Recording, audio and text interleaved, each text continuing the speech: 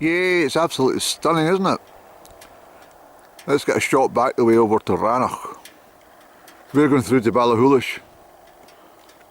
But let's get this shot over to Rannoch. Put it in this car park. It's absolutely fantastic. I've got someone's drone above my head. But down there is King's house. And into Rannoch Moor, the start of Rannoch Moor. And over the back there, onwards and upwards, is the Devil's Staircase. Just from a different viewpoint, but cars parked along there. Couldn't resist this one. Really gorgeous. Fantastic. The climbers up top will be absolutely in their element. I wish that I was up there today. So, it's not so bad, the conditions when you look up, but it's when the conditions turn poorly. That's where you, I've mentioned this a lot, when the wind whips up and it ends up in a whiteout, you know, it can be quite miserable. But look at that over there. Yeah, Met Office, mild my nonsense. It's not mild weather. I first saw this Glencoe in the physical sense back in 1978. It was around Easter time, whenever Easter was in 78. I can't remember if it was March or April. I think it was April, but it was in about that time anyway.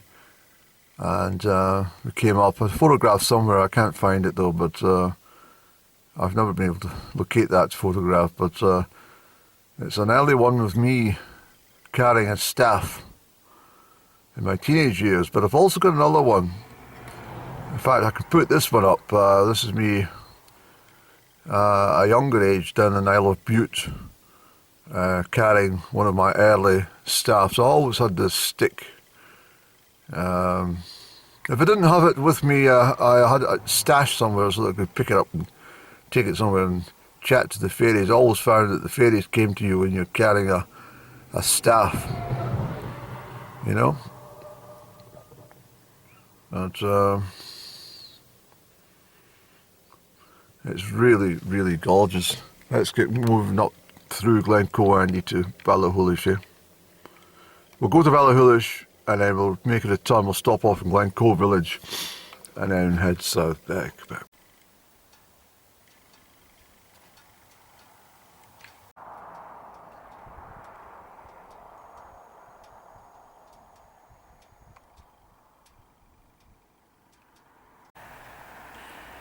That's the mountains of Ardnamurchan in the background. I don't think I'll go right up to Ballachulish actually, because I need to cross over the North Ballachulish, you know, the bridge, and into North Ballachulish and Onach. It's quite a big distance, and I don't think I'm going to get much better on the photography anyway. Yeah. Might actually be better just going for a coffee somewhere. That's what we'll do in Glencoe village. I think we'll do that. So I'm in the village of Glencoe, and we'll get a shot when the traffic passes here. But that's over into the depths of Glencoe over there. All over there.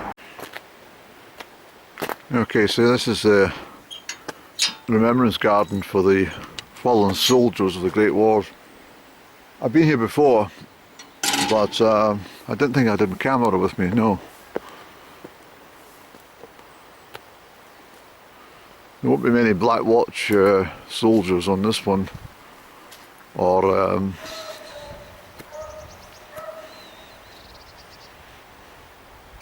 certainly won't be any Cameronians, but a couple of Scots Guards, no, Royal Scots, Canadians, the Sea Force. 1914-18. Well done, chaps. What a beautiful carving the cross, isn't it? A lovely spot to be remembered by. Poppy stones all painted. There we go. That's the monument view. Down into Glencoe. Just come around a little bit past that lamppost. Stunning, isn't it?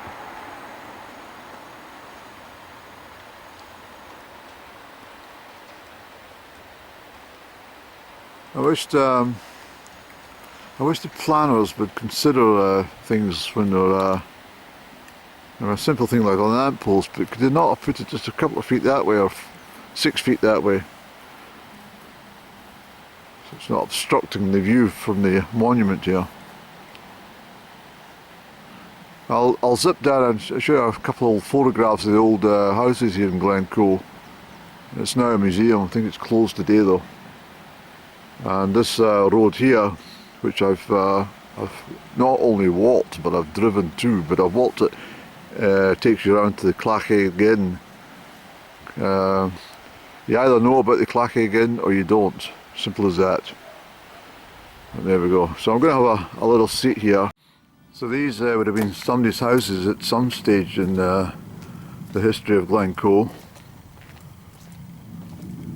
And you can imagine how cold and damp it would be living in the likes of these dwellings. And, we'll show you the thatched ones. And here we are, a typical turfed roof using heather.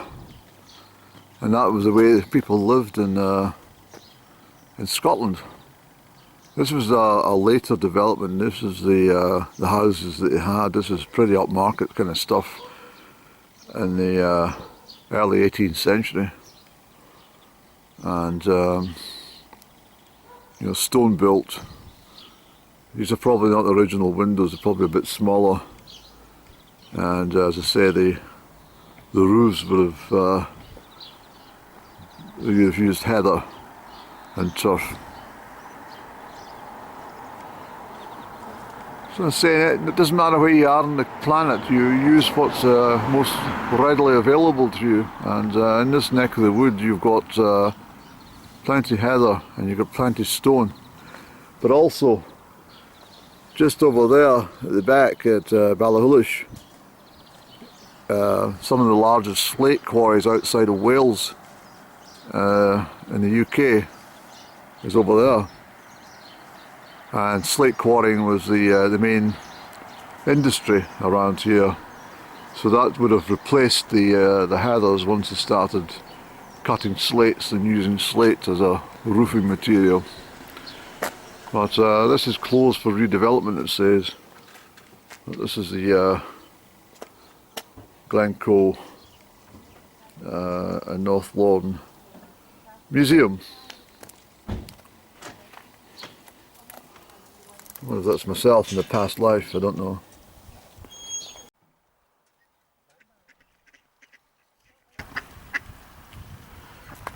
What are you up to? Mischief as usual, are you? Yes. Well, there'll be no journey up to Glencoe without a visit to the King's House, eh? So that's exactly what we'll do. A bit later in the day, so the Buchela is a bit silhouetted at the moment. But we've got a couple of deer just grazing. So I might see if this one's up for the chat over here.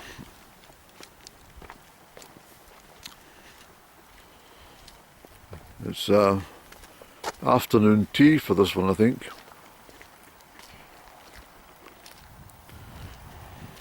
Mildred? Mildred? No, she's not taking any notice. No, it's not a Mildred, it's got stag, it's got horns and it's Hubert. Hubert, that's what his name is. Yes. But isn't it beautiful? Look. The frozen water here. The grand snow scene. The red deer. The Stags, Buccleuch of Moor, and the King's Arms for a coffee, any. So that's a fantastic view from the King's House Hotel lounge area, looking right up into the depths of Glencoe, with the Buccleuch of Moor on the left hand side, and as mentioned previously, up towards the turn off the Devil's Staircase. So really nice. I'm just going to inquire as to any special deals. Crieff Hydro often send me, I've stayed with them before and they often send me little things, and but I've never had anything for the King's House, so I'm going to ask at the reception if there's an issue. Maybe it's because it's so popular there's never any special deals here. But on a couple of days like this, it'd be fantastic to be staying in this locality, it really would be. But there we go, so that's the view. It's probably a bit shiny in the glass, but anyway, hope you get the drift there. This is where I had my lunch when the place, not long after it opened, I sat over here and had lunch. It was beautiful. But, fantastic bar, and nice arena. But anyway, let's get the Gourmet.